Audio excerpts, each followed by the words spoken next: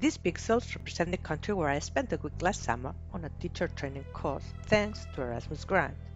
If you're good enough at geography and quick enough to locate the pixels in the Europe map, you already know the country I traveled to. Here's another hint. The country's capital, where the course was held, was founded by the union of three villages on the Danube River, two of which give the city's name, Buda and Pest. I arrived there the day before the start of the course and took the opportunity to do some sightseeing. That's me. The next day, time began to pass rather quickly.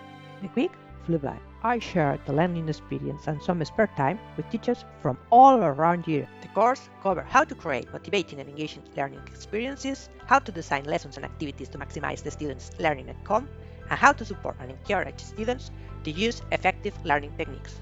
If you haven't stopped watching yet, it could mean that I've successfully applied some of the learning outcomes in this video.